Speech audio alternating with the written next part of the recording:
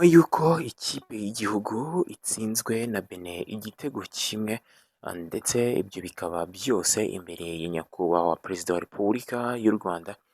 Ibi ngibi minisitiri wa siporo by'umwihariko yagize byinshi abivugaho, ndetse yagize n'ibyo atangaza amera nk'uwihanganisha abanyarwanda, dore ko abafana bo bari benshi wabonaga ko kabisa ikintu cyo kwitabira cyo bari bagikozeho, nta kintu wari kuza ubashinja, dore ko ahanini byagaragaraga yuko iyi Benin byanze bikunze bashobora kuba bayitsinda, ubundi inzozi zo kujya mu gikombe cy'isi zikaba zagerwaho, ariko kuva yatsindwa ni ukuvuga ko amahirwe ndetse n'inzozi bari bafite byahise birangirira aho ngaho, kubera ko uyu ni umwe mu mikino navuga ngo yari ingenzi cyane, yari kubahesha amahirwe yo kuba bajya mu gikombe cy'isi, ariko nyuma y'uko habayeho gutsindwa gukomeye cyane, ndetse igitego cyaje kabisa ubona ko habayeho uburangare bw'abakinnyi cyane cyane, byahise birangira amahirwe abarangiriye aho ngaho, ndetse ibi ngibi byabaje abanyarwanda benshi cyane by'umwihariko, dore ko abanyarwanda benshi batangiye gusohoka stade bijujuta. Reka byose tubirebere hamwe, ndetse turebere hamwe n'icyo minisitiri wa siporo by'umwihariko Neri Mukanzayire yabashije kuba atangaza nyuma y'uko abanyarwanda benshi bagaragaje akababaro kadasanzwe, ndetse no gutsindwa gukomeye cyane kw'iyi kipe yabo itajya ica kabiri ngo inezeze abanyarwanda by'umwihariko. Neri Mukanzayire ni minisitiri wa siporo, ngira ngo murabizi ko vuba aha ngaha aribwo uyu Neri Mukanzayire yahawe zino nshingano z'uko yayobora iki gisata cya siporo. Yagize ati uyu munsi ntabwo twageze ku musaruro twifuzaga, kandi twari dushoboye kuba twawubona. Ntabwo twavuga ngo nta kundi, hari ukundi byakorwa kandi bizanakorwa. Ngo ndashimira cyane abafana b'Amavubi mwakoze kwitabira muri benshi ikipe mukayitiza umurindi na vibes, aho twasezeraniye ko twahahuriye muri Indashyikirwa murakabaho.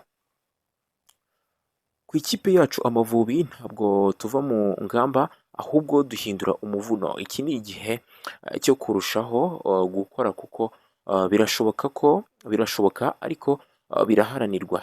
It's not about the intensity of the battle, but the strength of your response. Get prepared to hit back and hit hard. Our ones and only identity should be the spirit of Rwanda that never gives you up, that seek excellence and dignity. Ayo niyo magambo Neri Mukanzayire minisitiri wa siporo yabashije kuba atangaza nyuma y'uko ikipe y'Amavubi yabashije kuba itsindwe, kandi ikindi yagaragaje yuko Amavubi nta kuyiringira, bitewe n'uko yakomeje kugaragaza gutsindwa gukomeye cyane mu bihe bigiye bitandukanye. Abantu rero bakibaza ubundi ikibazo kiri he, ni abatoza cyangwa se n'abakinnyi n'ubundi badashobotse, dore ko ahanini kino gitego n'ubundi iyo ukirebye ukuntu cyabashije kuba cyaba, wabonaga ko ari uburangare n'ubundi bw'abakinnyi. Ntabwo navuga ngo iyi Benin yari barushije kuba yakina neza, ahubwo ni uko habayeho uburangare bw'abakinnyi bashiduka batsinzwe. Ku bantu bashije kureba umupira nijoro, ngeka ko mwabashije kuba mububona, kandi ndakeka ko Amavubi yagize umukino mwiza udasanzwe, ndetse wabonaga ko guhererekanya cyane bari babirushije ikipe ya Benin. Ibi ngibi rero byahise bitakaza amahirwe y'uko iyi kipe y'Amavubi ihita n'ubundi bigaragara yuko idashobora kuba yakitabira igikombe cy'isi, dore ko mu itsinda ibanyemo na South Africa, hakaba harimo Nigeria, hakaba harimo n'iyi Benin, ndetse hakaba harimo n'Amavubi, ndetse hakaba harimo na Lesotho n'ibindi bihugu bigiye bitandukanye.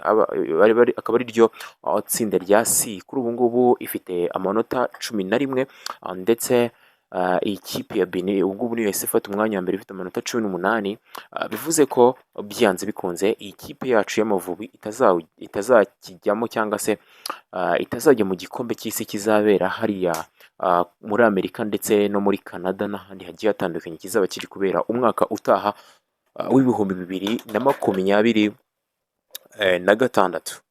Ibi ngibi rero nyuma y'uko umukino n'ubundi ubaye, haje kugaragara udushya tugiye dutandukanye twahabereye, dore ko nk'umusore uyu nguyu ukora gukora ku ruhande n'ubundi rwa myugariro w'ikipe uwitwa Fanuel Kavita waje kuba agaragara atoragura imyanda mu by'ukuri yari yatakaye, cyane cyane yiganjemo amacupa.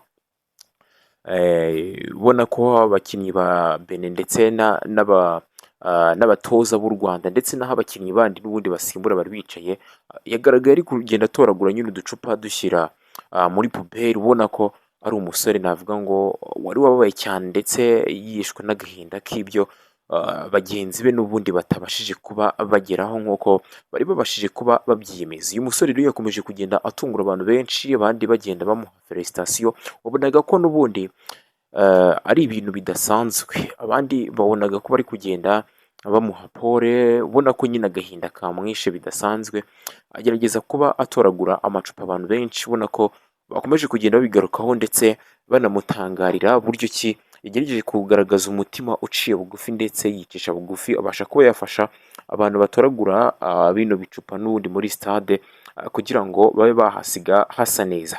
So nta bindi birenze naje kukubwiraho, kwari kugutangariza ibyo Minisitiri w'Urubyiruko yabashije kuba avuga ndetse anihanganisha Abanyarwanda ku bw'intsinzwi y'u Rwanda. Mu by'ukuri byagaragaraga ko byanze bikunze n'ubundi byari gukunda ariko ntibyakunda. So murakoze cyane rero, yari Kigali The Twilight Talks Entertainment, amakuru yo nakagaruka.